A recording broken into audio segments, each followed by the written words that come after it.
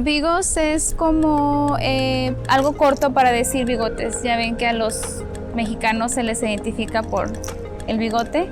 Entonces, pues en vez de poner bigotes, pues le hacemos corto a Bigos.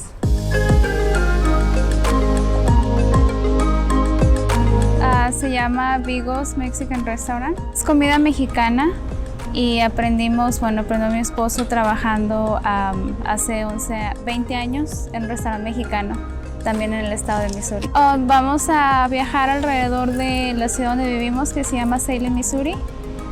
Vamos a tratar de hacer rodeos, ferias locales, tratar de ir a varios pueblos a vender durante la semana. Para empezar, este es un sueño de mi esposo, tener un food truck. Memoria de eso, ¿verdad? El diseño es del pueblo donde nació él, de Santa María del Río, San Luis Potosí, que es algunos de los diseños como eso es parte del donde está la iglesia del pueblo. Esta es la entrada y el escenario pues es todo lo de atrás, la parte del camión.